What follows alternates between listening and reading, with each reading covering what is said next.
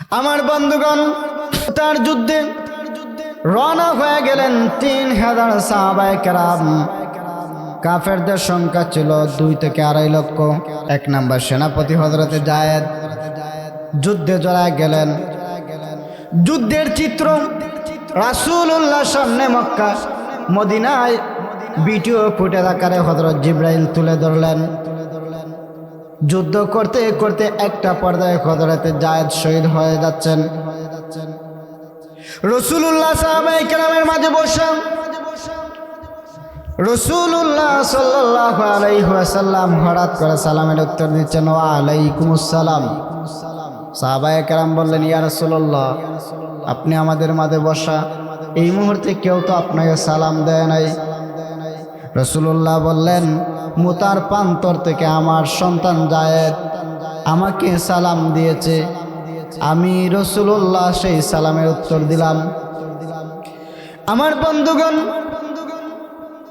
হযরত যায়েদ রাদিয়াল্লাহু আনহুকে সাহাবায়ে কেরাম জিজ্ঞাসা করলেন, ও যায়েদ, এখন তোমার কি অবস্থা? যায়েদ বললেন, সাহাবীরারে, তোমরা আমার নবীর কাছে আমার সালাম পৌঁছে দিও।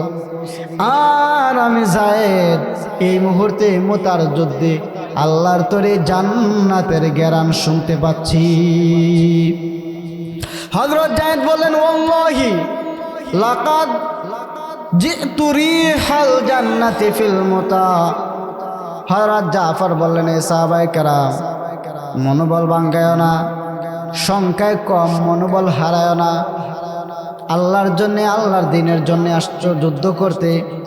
আল্লাহর দিন বিজয়ের যুদ্ধে, আল্লাহর দিন বিজয়ের জন্য যেহেতু যুদ্ধ করতে আসছো, আমি যায়েদ এই মুহূর্তে মুতার প্রান্তরে জান্নাতের ঘ্রাণ পাচ্ছি। হযরতে যায়েদ শহীদ হয়ে গেলেন। 2 নম্বর সেনাপতি হযরতে জাফর রাদিয়াল্লাহু আনহু ইসলামের পতাকাটা ধরলেন, তলোয়ার হাতে নিয়ে যুদ্ধের ময়দানে ঝাঁপায় পড়লেন।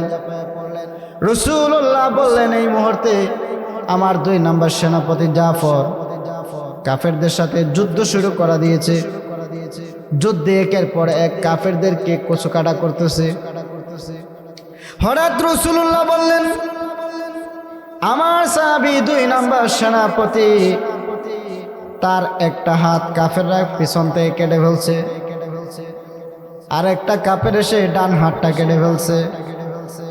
রাসূলুল্লাহ বললেন, সাহাবীরা, এই মুহূর্তে আমার জাফর এইভাবে হাত দিয়ে কালেমার পতাকাটা ধরে রাখেছে। এরপরে রাসূলুল্লাহ বললেন, দেখো আমার জাফর দেখছে এইভাবে ধরতে কষ্ট হয়, দাঁত দিয়ে কালেমার পতাকা উঁচু করে রেখেছে। কিভাবে তারা দেখেন এই রক্তমাখা দিনটাকে কিভাবে তারা অনুসরণ করেছেন, কিভাবে তারা পালন করেছেন। এখন তো আমরা পরিপূর্ণ ইসলামটা মানার পালন করার চেষ্টা করি না, ঠিক কিনা? আজকে যদি আমরা বলি যে আমরা আজকে থেকে নিয়ত করলাম ফজরের নামাজ জামাতের সাথে পড়ব, যতদিন আল্লাহ জীবিত রেখেছেন, আমাদের মনে হয় না এটা সবার জন্য মানাটা সহজ হয়ে যাবে। কারোর জন্য সহজ হবে, কারোর জন্য কঠিন হয়ে যাবে, সবাই পালন করতে পারবে না। কিন্তু সাহাবায়ে কেরাম রাসূলুল্লাহ যেটা বলেছেন সেটা তারা বাস্তবে করেছেন, এই জন্যেই তারা সোনার মানুষ হয়েছেন। জোরে বলেন সুবহানাল্লাহ। আল্লাহ রাসূল বললেন, আমার জাফর কালিমার পতাকা দাঁত দিয়ে ধরেছে, এই জন্য বুখারী শরীফের একটা riwayate আছে, রাসূলুল্লাহ বলেন, ও আমার উম্মতেরা শোনো, তোমরা যদি আমার দিন জিন্দা রাখার জন্য আমার একটা সুন্নতকে শক্তভাবে কামড় দিয়ে ধরো, আদু আলাইহা বিন নওয়াজিজ, যদি তোমরা আমার দাঁত দিয়ে শক্তভাবে কামড় দিয়ে ধরো, তাহলে তোমাদেরকে বিভ্রান্ত করার চেষ্টা করেও কেউ বিভ্রান্ত করতে পারবে না। আমার বন্ধুগণ, হযরতে আব্দুল্লাহ বিন রাওয়াহা 3 নম্বর সেনাপতি, তিনি গিয়ে বললেন, হ্যাঁ জাফর, আমি 3 নম্বর সেনাপতি, কালেমার পতাকাটা আমাকে দেন। চাওয়ার সাথে সাথে হযরতে আব্দুল্লাহ বিন রাওয়াহা যুদ্ধের ময়দানে জড়ায় পড়লেন, তিনিও শহীদ হয়ে গেলেন। আল্লাহর রাসূল সাল্লাল্লাহু আলাইহি ওয়াসাল্লাম বললেন, আমার আব্দুল্লাহ বিন রাওয়াহা শহীদ হয়ে গেছে। আল্লাহর রাসূল বললেন, ও আমার সাহাবায়ে কেরাম শোনো, আমি আমার সাহাবী জাফরকে আমি আল্লাহর তরে জান্নাতে দেখতে পাচ্ছি। হযরতে জাফর সম্পর্কে আল্লাহ রাসূল বললেন, লাকাদ রাআইতু জাফরান ইয়াতিরু ফিল জান্নাতি মাআল মালাইকা। সূরা বলেন সুবহানাল্লাহ। আল্লাহর রাসূল বললেন, আমি যায়েদকে এই মুহূর্তে আল্লাহর তরে জান্নাতে সাহাবায়ে কেরামের সাথে ঘোরাফেরা করতে দেখতে পাচ্ছি। হযরত আবু উবাইদা ইবনুল জাররাহ বলেন, স্বপ্নে দেখে, এ জাফর, আল্লাহ তোমার সাথে কি ব্যবহার করেছেন? হযরত জাফর বললেন, ও নবীর সাহাবী, আল্লাহ আমার জিহাদে খুশি হয়ে গেছেন। আল্লাহ বললেন, ও জাফর, তুমি আমার কাছে কি চাও? আমি বললাম, আল্লাহ যদি আমাকে আরেকটা জীবন দেন, আমি যুদ্ধে গিয়ে আপনার জন্যে, আমার রসুলের দিনের জন্যে আমার জীবনটাকে বিলায় দিতে চাই। আল্লাহ বলেন, এটা সম্ভব না, তোমাকে আমি আল্লাহ স্পেশাল পুরস্কার দিচ্ছি। তোমার যেহেতু দুইটা হাত নাই, যুদ্ধের ময়দানে দুইটা হাত কাটা গেছে, আমি আল্লাহ দুইটা কুদরতি ডানা লাগাই দিলাম। তোমার যেখানে ইচ্ছা মন চায় জান্নাতে ঘুরে বেড়াও। জোরে বলেন সুবহানাল্লাহ। এই জন্য আল্লাহর রাসূল বললেন, লাকাদ রাআইতু রিহাল লাকাদ রাআইতু জাফরান ইয়াতিরু ফিল জান্নাতি মাআল মালাইকা। আমি যায়েদকে আল্লাহর তৈরি জান্নাতে ঘোরাফেরা করতে দেখতে পাচ্ছি। তিনজন সেনাপতি যুদ্ধের ময়দানে শহীদ হয়ে গেলেন। এবার আবু উবাইদা ইবনুল জাররাহ সাহাবায়ে কেরাম সিদ্ধান্ত নিলেন, কি করা যায়, কাকে সেনাপতি বানানো যায়। হযরতে খালিদ রাদিয়াল্লাহু আনহু 3 মাস হয়েছে মুসলমান হয়েছেন। আবু উবাইদা ইবনুল জাররাহ বললেন, এ খালিদ, সামনে আসো। খালিদ রাদিয়াল্লাহু আনহুকে কালেমার পতাকা দিয়ে বললেন, যাও, আল্লাহর দ্বীনের জন্য রাসূলুল্লাহ ঘোষণা করেছেন আমাদের পক্ষ থেকে 4 নম্বর সেনাপতি বানায় নিতে। আমরা সবাই সিদ্ধান্ত নিয়ে এই মুহূর্তে তোমাকে 4 নম্বর সেনাপতি বানায় দিলাম। এ খালিদ, যাও, দিন বিজয়ের জন্যে আল্লাহর রসুলের নির্দেশ পালন করার জন্য যুদ্ধে ঝাঁপায়া পড়ো। আল্লাহর রসুলের সামনে সেই আত্মতার যুদ্ধের প্রান্তরের চিত্ররা তুলে ধরা হলো। আল্লাহর রসুল বললেন, এই মুহূর্তে আমার খালিদ কালেমার পতাকা নিয়েছে। হযরতে খালিদ সবে মাত্র ইসলাম ধর্ম গ্রহণ করলেন। খালিদ রাদিয়াল্লাহু আনহু যেই মুহূর্তে পতাকার এবং তলোয়ারটা হাতে নিলেন, যুদ্ধ শুরু করে দিয়েছেন। বীর বিক্রমের মতো যুদ্ধ, কাফেরদেরকে কচকাটা করা শুরু করে দিয়েছেন। কাফেররা তাকে দেখি হযরত জাফর একটা তরবারি ঘোরায়, মনে হয় যেন 1000 তরবারি ঘুরে। কাফেররা তাকায় দেখে চতুর্দিকে শুধু তরবারির শব্দ। হযরতে জাফর, হযরতে খালিদ রাদিয়াল্লাহু আনহু ইসলামের জন্য বীর বিক্রমের মতো এমন যুদ্ধ করেছেন, একটা নয়, দুইটা নয়। ওই মুতার প্রান্তরে হযরতে খালিদ 12টা তরবারি ভেঙেছেন, এরপরেও পরাজয় বরণ করেন না।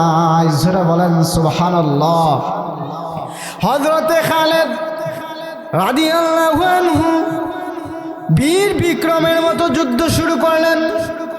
আল্লাহর পক্ষ থেকে উপাধি চলে আসলো, ও পয়গম্বর, আমার খালিদ আমার জন্যে, আমার দ্বীনের জন্যে যেভাবে যুদ্ধ করছে, আমি আল্লাহর পক্ষ থেকে তারে সাইফুল্লাহ উপাধি দিয়ে দিলাম। যারা বলেন সুবহানাল্লাহ।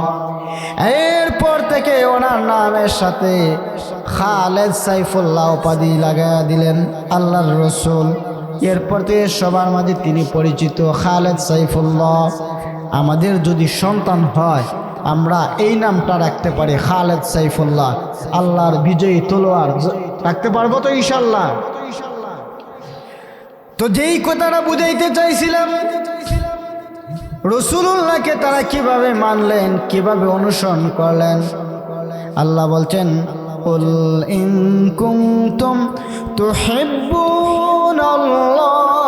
ফাত্তাবিউনি ইউহিব্বুকুমুল্লাহ ওয়া ইয়াগফির লাকুম যুনুবাকুম ওয়াল্লাহু গফুরুর রহিম। আল্লাহ বলেন, হে রাসূল, আমার পয়গম্বর বিশ্ববাসীকে জানায়া দেন, তারা যদি আমি আল্লাহকে পেতে চায়, কুল ইন কুনতুম তুহিব্বুনাল্লাহ, আমি আল্লাহর ভালোবাসা পেতে চাই, ইউহিব্বুকুমুল্লাহ, তারা যেন আপনি রসুলকে অনুসরণ করে, তারা যেন আপনি রসুলকে ভালোবাসে, তারা যেন আপনি রসুলের শেখানো দিন অনুযায়ী চলে। বিনিময়ে আল্লাহ কি দিবেন? ফাত্তাবিউনি ইউহিব্বুকুমুল্লাহ, আমি আল্লাহ যারা আপনাকে অনুসরণ করবে তাদেরকে ভালোবাসবো। 2 নম্বর পুরস্কারের কথাটাও রাসূল জানায়া দেন। রাসূল বললেন, ওয়াগফির লাকুম যুনুবাকুম, আল্লাহ বললেন, ও নবী, আপনার উম্মতকে জানায়া দেন, যারা আপনাকে মানবে, যারা আপনার সুন্নতকে অনুসরণ করবে, তাদের জন্যে আমি আল্লাহর পক্ষ থেকে ক্ষমা ঘোষণা, ওয়াগফির লাকুম যুনুবাকুম ওয়াল্লাহু গফুরুর রহিম। আল্লাহর পক্ষ থেকে ক্ষমার ঘোষণা। আল্লাহ হচ্ছেন গফুরুর রহিম, আল্লাহ হচ্ছেন ক্ষমাশীল। এই জন্য ভাইরা আমার, লক্ষ্য করে দেখুন, যে কথাটা বুঝাইতে চাইছে, সাহাবায়ে কেরাম রাসূলুল্লাহকে কিভাবে মেনেছেন। রাসূলুল্লাহ বলছেন সেনাপতি 3 জন, সুতরাং 3 জনই রাজি হয়ে গেলেন। কেউ 3 জন থেকে একজনও বললেন না, ইয়া রাসূলুল্লাহ আমার অসুবিধা, আমি যেতে পারবো না। 3 জনের মাঝে একজনে উজর কাহি পেশ করলেন না। 3 জন যুদ্ধের ময়দানে চলে গেলেন, শহীদ হয়ে গেলেন আল্লাহর দ্বীনের জন্যে। সুতরাং এই থেকেই বোঝা যায় সাহাবায়ে কেরাম রাসূলুল্লাহকে যেভাবে অনুসরণ করেছেন, এটাই এই জন্যে তারা মডেল হয়েছেন। আমরা যদি তাদেরকে অনুসরণ করি, আমরা যদি রাসূলুল্লাহ এবং সাহাবায়ে কেরামের শেখানো দিনটা অনুসরণ করি, আমরাও আল্লাহর পক্ষ থেকে 2টা পুরস্কার পাবো। জোরে বলেন সুবহানাল্লাহ। সাহাবায়ে কেরাম সর্বক্ষেত্রে রাসূলুল্লাহকে ফলো করতেন এবং মুহাব্বত অন্তরে রাখতেন। আমরা তো শুধু মুখে বলি যে রাসূলুল্লাহকে ভালোবাসে, আমার কাজে কর্মে রাসূলুল্লাহকে ভালোবাসে না। বলেন, এটা কি রাসূলুল্লাহর ভালোবাসা হয়? রাসূলুল্লাহকে ভালোবাসতে হইলে আমার পারিবারিক, সামাজিক, রাষ্ট্রীয় সব ক্ষেত্রে আমি চেষ্টা করতে হবে রাসূলুল্লাহকে মানার। আমি মনে করেন আমার পরিবারের মাঝে কি রাসূলুল্লাহকে কিভাবে মানবো? মনে করেন খাবার খাইতেছি, রাসূলুল্লাহ সুন্নত তরিকায় খাইলাম, হালাল রুজি, এটা রাসূলুল্লাহ সুন্নত তরিকায় করলাম। আমার পরিবারকে পর্দায় রাখলাম রাসূলুল্লাহর সুন্নত অনুযায়ী। আমি চেষ্টা করলাম আমার পরিবারকে দিন শিখানোর রাসূলুল্লাহর সুন্নত অনুযায়ী। আমি চেষ্টা করলাম আমার নামাজটা রাসূলুল্লাহর সুন্নত অনুযায়ী পড়ার। আমি চেষ্টা করলাম বাজারে যখন আমি বাজার করব রাসূলুল্লাহর শেখানো অনুযায়ী, আমি রাসূলুল্লাহর সেই পদ্ধতিতে বাজার করব। আমি যদি চেষ্টা করি আমি কিভাবে পরিবার চালাবো, আমি ফলো করব আমার রাসূলুল্লাহকে, আমার রাসূলুল্লাহ কিভাবে তার পরিবার চালাইছেন। যদি আমরা এগুলো ফলো করি তাহলেই রাসূলুল্লাহকে ফাত্তাবিউনি, রাসূলুল্লাহকে অনুসরণ করা হবে। ইউহিব্বুকুমুল্লাহ, আল্লাহর পক্ষ থেকে ভালোবাসা পাওয়া যাবে, আল্লাহর পক্ষ থেকে দুনিয়াতে রহমত পাওয়া যাবে। জোরে বলেন সুবহানাল্লাহ। সাহাবায়ে কেরাম যেমন দুনিয়াতেও রাসূলুল্লাহর কাছে থাকতেন, পরকালেও তাদের চিন্তা, আমি পরকালে রাসূলুল্লাহকে কোথায় পাবো। রাসূলুল্লাহর 10 বৎসরের খাদেম হযরত আনাস বললেন, ইয়া রাসূলুল্লাহ আমি 10 বছর খেদমত করতেছি আপনার, আপনি তো চলে যাবেন। আমি আনাস হাসরের মাঠে যখন ভয়াবহ অবস্থা হবে আমি আপনাকে কোথায় পাবো? রাসূলুল্লাহ বললেন, আনাস ঘাবড়ানোর কারণ নাই, চিন্তার কারণ নাই। 3 জায়গায় আমি রাসূলুল্লাহকে অনুসরণ যা খুঁজবা, আমি রাসূলুল্লাহকে 3 জায়গায় খুঁজলে যে কোনো এক জায়গায় পেয়ে যাইবা। জোরে বলেন সুবহানাল্লাহ। রাসূলুল্লাহ বললেন, আনাস শুনো, 1 নাম্বার জায়গা হইল ফুলসিরাত। যে ফুলসিরাতটা হবে দীর্ঘ 30,000-এর পথ। ওই ফুলসিরাতের ব্রিজে আমার গুনাহগার উম্মতগুলো যখন পার হবে, আমি রাসূলুল্লাহ সেখানে থাকব। আমার উম্মতের মাঝে যেই উম্মতগুলো আল্লাহর দিনকে পরিপূর্ণভাবে আঁকড়ে ধরেছে, পরিপূর্ণভাবে ইসলাম অনুযায়ী জীবন চালাইছে, হালাল থেকে বাঁচছে, নামাজ পড়ছে, বিবিরে পর্দায় রাখছে, অন্যায় কাজে জড়িত হয় নাই, আল্লাহর কাছ থেকে ক্ষমা নিয়া তওবা করে দুনিয়া থেকে আসছে, ঈমান নিয়ে আসছে, এই সমস্ত উম্মতগুলো বিজলির ন্যায় পার হয়ে যাবে। কিন্তু ওই সমস্ত উম্মতগুলো যারা আমি রাসূলুল্লাহকে পরিপূর্ণভাবে অনুসরণ করে নাই, আমার দ্বীনকে ভালোভাবে অনুসরণ করে নাই, আমার আল্লাহর হুকুম মানে নাই, তারা ওই ফুল দিয়ে আমার উম্মত হওয়া সত্ত্বেও পার হতে পারবে না, পড়ে যাবে জাহান্নামে। ও আনাস, আমি সেই ফুলসিরাতের ফুলে থাকব। 2 নাম্বার জায়গা হইল মিজানের পাল্লা। ও আনাস, আমার উম্মতের জন্য আরেকটা কঠিন জায়গা হইল মিজানের পাল্লা, যেখানে আমল ওজন হবে। আমার উম্মতগুলো সেখানে আল্লাহ ওসিলা তালাশ করে করে আমার উম্মতকে আল্লাহ মাফ করবে। আমি যদি সেখানে থাকি, আমার উম্মতের মুক্তির জন্য থাকবো। ও আনাস, সেখানে তুমি তালাশ করবি, সেখানে যদি না পাও রে আনাস, 3 নাম্বার জায়গা হইল হাউজে কাউসার। এ আনাস, আমি আমার গুনাহগার উম্মত রে হাউজে কাউসারে পানি পান করাবো। আল্লাহ রাব্বুল আলামিন বলেন, ইন্না আ'তাইনাকাল কাউসার। হে নবী, আমি আপনাকে কাউসার দিলাম। ও আনাস, শোনো, ওই জায়গায় আমারে খুঁজবা। এই 3 জায়গার এক জায়গায় যদি আমারে ফায়দায় বা খুঁজলি। সুতরাং লক্ষ্য করে দেখুন, সাহাবায়ে কেরাম যেমন ভাবে দুনিয়াতেও রাসূলুল্লাহর পাশে থাকতেন, আখিরাতেও রাসূলুল্লাহকে কিভাবে তারা পাইবেন, কিভাবে তারা রাসূলুল্লাহর কাছে থাকবেন, সেই ফিকির তাদের মাঝে কাজ করত। কিন্তু আমাদের কোনো ফিকির নাই। আমরা তো শুধু অন্যায় কাজে জড়িত, আমরা তো ঠিক মতো নামাজও পড়ি না, আবার বড় বড় কথা হই, ঠিক কিনা? আছে না? সুতরাং প্রত্যেকটা মুমিন বান্দার এই চিন্তা থাকতে হবে, ও বান্দা বান্দি শোনো, চোখ মুজলে এই দুনিয়া শেষ, এই দুনিয়াতে থাকতে পারবা না। কত মানুষ আইছে, কত মানুষ গেছে, কেউ আসে নাই। কত মানুষ আসবে, তারাও যাবে। যারা ছিলাম আমরাও চলে যাব, কেউ থাকবো না। আকাশেরই চন্দ্র সূর্য আল্লাহ উঠে বারে বার,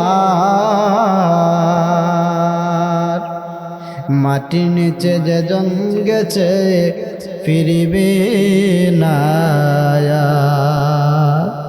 কত মানুষ আইলো গেল আল্লাহ ববের জনম লইয়া, ঠিক কিনা? কত মানুষ আইছে। আমার বাবারে আমি নিজ হাতে গুরুস্থানে রাখছি, আপনি আপনার বাবারে নিজ হাতে গুরুস্থানে রাখছেন, কত সাথীরে আপনি গুরুস্থানে রাখছেন, ঠিক কিনা? অথচ যদি এই গুরুস্থানটায় আমরা সাজাই নিয়ে দেখতে পারি, তাহলেই তো আমাদের সফল, আমাদের এই জীবনের সফলতা, আমাদের পরকালের সফলতা। এই হায়াতটাকে আমরা গনিমত মনে করে রাসূলুল্লাহর শেখানোর পথে আমাদেরকে চলতে হবে, রাসূলুল্লাহর শেখানো দিন অনুযায়ী চলতে হবে। এই নেক আমলের কাজে প্রতিযোগিতা করতে হবে। নেক আমলের কাজে প্রতিযোগিতা যদি করেন, আল্লাহ রসুল বলেন, নেক আমলে যারা প্রতিযোগিতা করে আল্লাহ তাদেরকে নেক আমল করতে না পারলেও সব লিখে দেয়। জোরে বলেন সুবহানাল্লাহ। হযরত উমর রাদিয়াল্লাহু তাআলা আনহু, খলিফাতুল মুসলিমিন আবু বকরের জামানায় একজন বয়স্ক মহিলা, উনি কুয়া থেকে পানি উঠাতে পারতেন না। বয়সের বাড়ে কুয়া ছিল তখন, এই কুয়া থেকে পানি উঠাইতে কষ্ট হতো। তো সন্ধান পাইলেন হযরত উমর সিদ্ধান্ত নিলেন যে আমি এই বুড়ি মহিলা বুড়িমার প্রতিদিন কুয়াতে পানি উঠিয়ে দেব, যেন বুড়িমা ব্যবহার করতে পারেন। হযরত আবু বকর সিদ্দিক তিনিও বললেন আমি এই বুড়িমার পানিটা কুয়া থেকে উঠিয়ে দেব। দুইজন আমিরুল মুমিনিন তখন রাষ্ট্র পরিচালনায় ছিলেন হযরত আবু বকর সিদ্দিক রাদিয়াল্লাহু আনহু।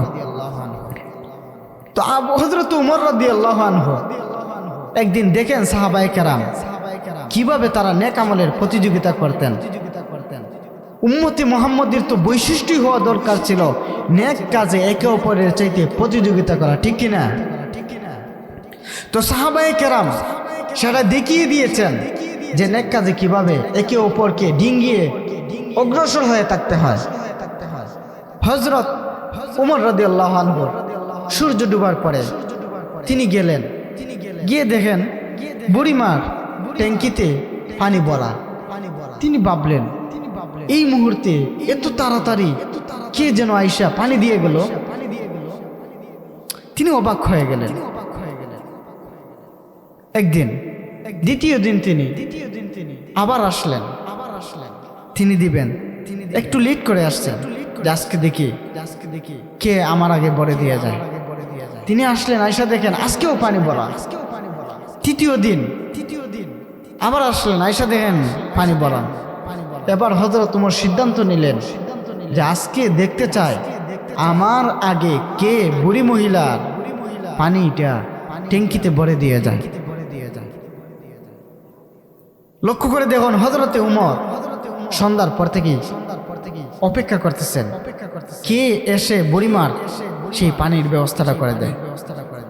হঠাৎ করে তাকায় দেখেন একজন বয়স্ক লোক চাদর মুড়ি দিয়ে উমর রাদিয়াল্লাহু আনহু সাইরা সামান দিয়ে বলেন আবু বকর আমার ভুল হয়েছে, আমাকে ক্ষমা করে দিন, আমি বুঝতে পারি নাই, আমি আপনাকে চিনতে পারি নাই। আবু বকর সিদ্দিক দুনিয়াতে আপনি রাসূলুল্লাহ থাকা অবস্থায় প্রত্যেকটি নেক কাজে আপনি আমার থেকে আগায়া ছিলেন। আজকে আপনি রাষ্ট্রপ্রধান থাকা হয়েও আজকে আপনি আমার আগে আপনার একজন প্রজার খোঁজ খবর নিচ্ছেন। আজকে এসে একজন সাধারণ বুড়িমার পানি ট্যাঙ্কি ভরে দিচ্ছেন। আবু বকর সিদ্দিক প্রত্যেকটি নেক কাজে আপনি এগিয়ে আছেন। পারলাম না আল্লাহর রসুলের জামানায়ও আপনাকে পরাজিত করতে, আপনার জামানায় আপনাকে পারলাম না, আপনার থেকে নেক কাজে একটু আগায়া থাকতে, আমাকে মেহেরবানি করে ক্ষমা করে দেন। তো দেখেন সাহাবায়ে কেরাম কিভাবে একে অপরে নেকের কাজ করতেন, কিভাবে সাহাবায়ে কেরাম রাসূলুল্লাহ যেভাবে বলছেন সেভাবে তাদের জীবনটা সাজাইয়া তারা তাদের জীবনটাকে সুন্দর করছেন, ঠিক কিনা? আমাদের তো জীবনটা কিভাবে সাজাবো সেই চিন্তা ফিকির নাই, আমাদের তো কবরের ভয় নাই, আমাদের তো মরার ভয় নাই, যেরকম ঠিক কিনা? লক্ষ্য করে দেখেন হযরত আম্মা জান আয়েশা সিদ্দিকা রাদিয়াল্লাহু আনহা রাসূলুল্লাহর স্ত্রী, ঠিক কিনা? রাসূলুল্লাহর স্ত্রী আম্মা জান আয়েশা সিদ্দিকা বলেন ইয়া রাসূলুল্লাহ আমার জন্য আল্লাহর কাছে একটু দোয়া করুন। অথচ হযরতে আম্মা জান আয়েশা সিদ্দিকার উকিল ছিলেন, বিবাহের প্রস্তাবকারী ছিলেন স্বয়ং আল্লাহ, উকিল ছিলেন জিবরাইল। জোরে বলেন না সুবহানাল্লাহ। সেই আম্মা জান আয়েশা বলেন ইয়া রাসূলুল্লাহ আমার জন্য একটু দোয়া করুন আল্লাহর কাছে, আল্লাহ যেন আমাকে ক্ষমা করে দেন। আমার বন্ধুগণ, আল্লাহর রাসূল আম্মা জান আয়েশার জন্য দোয়া করলেন, আল্লাহ আমার আয়েশাকে ক্ষমা করে দাও, আমার আয়েশাকে কবুল করে নেন। আম্মা জান আয়েশা রাসূলুল্লাহর এই দোয়া শুনে, সাধারণত মহিলাদের একটু হাসি বেশি, তিনি হাসি আটকে রাখতে পারলেন না। হাসির কারণে ওনার চুলগুলো গিয়ে ওনার পায়ে পর্যন্ত লেগে গেছে।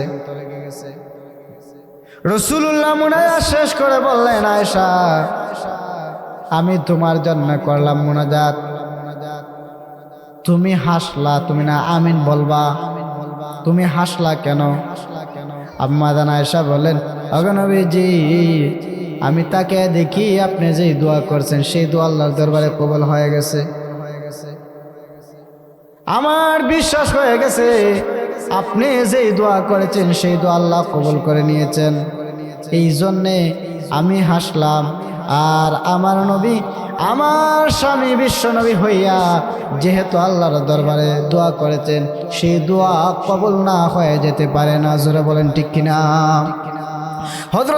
হযরত আম্মা জান আয়েশা সিদ্দিকা জান্নাতি মহিলা হওয়া সত্ত্বেও রাসূলুল্লাহর কাছ থেকে দোয়া নিয়েছেন। এই জন্য আমরাও চেষ্টা করব উম্মতের উলামায়ে কেরাম থেকে দোয়া নেওয়ার, হক্কানি উলামায়ে কেরাম থেকে দোয়া নেওয়ার। পারবো কি পারবো না? ইনশাআল্লাহ। তো সাহাবায়ে কেরাম রাসূলুল্লাহকে যদি একের পর এক বলতে থাকি, বলা শেষ হবে না।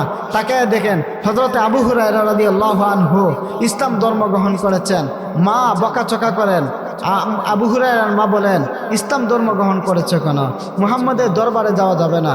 মুহাম্মাদের দরবারে যাওয়ার কারণে প্রতিদিন হযরতে আবু হুরায়রাকে ওনার মা বকাচকা করেন, আঘাত করেন। কিন্তু দেখেন সাহাবায়ে কেরাম রাসূলুল্লাহকে মানছেন, গ্রহণ করছেন, এই জন্যে তারা জান্নাতি হয়েছেন। ঠিক কিনা? জোরে বলেন ঠিক কিনা? তাকে দেখেন হযরত আবু হুরায়রা একদিন রাসূলুল্লাহ দরবার থেকে বাড়িতে গেলেন।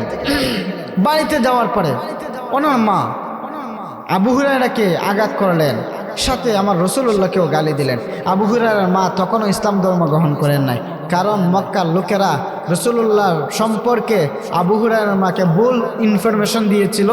এই জন্য ওনার একটা বাজে ধারণা রাসূলুল্লাহর প্রতি ছিল। এই বাজে ধারণা থেকে তিনি গালাগালি করতেন। তো হযরতে আবু হুরায়রা বললেন, মনটা খারাপ করে রাসূলুল্লাহর দরবারে চলে গেলেন। রাসূলুল্লাহ বললেন, আবু হুরায়রা এই টাইমে তুমি এখানে, বিষয় কি? আবু হুরায়রা বললেন, ইয়া রাসূলুল্লাহ, প্রতিদিন আপনার দরবারে আসি, আসার কারণে আমার মা আমাকে খুব বকাচকা করে, আমাকে শাসন করেন আপনার দরবার ছেড়ে দেওয়ার জন্য, ইসলাম ছেড়ে দেওয়ার জন্য, কিন্তু আমি তো ছাড়ি না। ইয়া রাসূলুল্লাহ, এই পর্যন্ত যতদিন আমার মা আমাকে আঘাত করছেন, আমাকে মারছেন, আমার কষ্ট লাগে না। আমি ইসলামের জন্য সব সয়ে নিচ্ছি, কিন্তু আজকে আমি সহ্য করতে পারলাম না, আমার মা আপনাকে গালি দিয়েছে। রাসূলুল্লাহ বলেন, লক্ষ্য করে দেখবেন, মা ছেলের বিষয়, মা ছেলের বিষয় রাসূলুল্লাহ বলছেন, আবু হুরায়রা তোমরা মা ছেলের বিষয়ে আমি রাসূলুল্লাহ কি করতে পারি? তোমার মার বিরুদ্ধে কি আমার কাছে কমপ্লেইন দিচ্ছ? সুতরাং এটা থেকে বোঝা গেল, মা যদি ছেলেকে শাসন করে, মা যদি ছেলেকে, সন্তানকে শাসন করে, সেই ছেলের অধিকার নাই মায়ের বিরুদ্ধে গিয়ে কারো কাছে কমপ্লেইন দেওয়ার। অবশ্যই মা সন্তানের ভালো চায়, অবশ্যই মা সন্তানের কল্যাণ চায়। ঠিক কিনা? জোরে বলেন। অন্যায়ভাবে কোনো মা চাইবে না তার সন্তানকে আঘাত করতে, অন্যায়ভাবে কোনো বাবা চাইবে না তার সন্তানকে আঘাত করতে। জোরে বলেন ঠিক কিনা? তো আমার বন্ধুগণ লক্ষ্য করে দেন, রাসূলুল্লাহ বললেন, আবু হুরায়রা তোমার মায়ের বিরুদ্ধে কমপ্লেইন দিচ্ছ? আবু হুরায়রা বললেন, ইয়া রাসূলুল্লাহ, আমার মায়ের বিরুদ্ধে আমি কমপ্লেইন দিচ্ছি না, আমি আপনার দরবারে আসছি আমার মায়ের হেদায়েতের জন্য।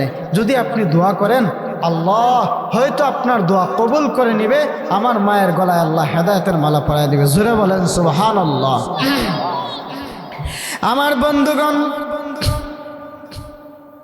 হযরত রাসূলুল্লাহ সাল্লাল্লাহু আলাইহি ওয়াসাল্লাম আবু হুরায়রার মার জন্য দোয়া করলেন, আল্লাহুম্মা হদি উম্মা আবি হুরায়রা, আল্লাহ আবু হুরায়রার মাকে হেদায়েত দান করো।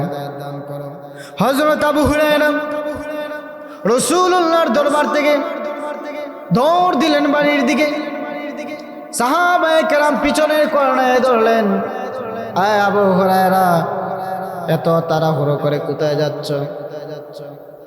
আবু হুরায়রা বললেন, আমার রাসূল আমার মায়ের জন্য হেদায়েতের দোয়া করেছেন, আমি দেখতে চাই আমার রাসূলের দোয়াটা আমার মায়ের জন্য আগে কবুল হয় নাকি আমি আবু হুরায়রা বাড়িতে আগে চলে যাই।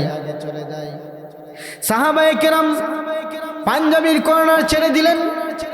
আবু হুরায়রা বাড়িতে রওনা হয়ে গেলেন দৌড় দিয়ে। বাড়ির কাছে গিয়ে যখন মা বলে ডাক দিলেন, আবু হুরায়রা তারাও, আমি মা আসতেছি। আবু হুরায়রা বলেন, প্রতিদিন যখন আমি বাড়ির কাছে এসে দরজার সামনে মা বলে ডাক দিতাম, মায়ের বাসা ছিল খরকশ, মা খুব খরকশ ভাষায় আমার সাথে ব্যবহার করত, আমাকে বকা চকা করতো। কিন্তু আজকে আমার মা মৃদু সুরে বলল, আবু হুরায়রা দাঁড়াও, আমি তোমার মা আসতেছি। আবু হুরায়রার ভিতরে এই কল্পনা চলে এসছে, হয়তো রাসূলুল্লাহর দোয়া আমার মায়ের জন্য কবুল হয়ে গেছে। আমি বাড়িতে আসার আগে আমার বিশ্বাস ইয়াকিন হয়ে গেছে। হযরত আবু হুরায়রা অপেক্ষার প্রহর করেন। মা দরজা খুললেন, দরজা খুলে মা বললেন, আবু হুরায়রা, তোমাকে প্রতিদিন বকাচকা করি, গালিগালাজ করি, কোনোদিন মন খারাপ করো না, কোনোদিন চেহারা মলিন করো না, কিন্তু আজকে তোমার নবী সম্পর্কে কথা বলার কারণে তুমি কষ্ট পেয়েছো, তুমি বাড়ি থেকে বের হয়ে গেছো।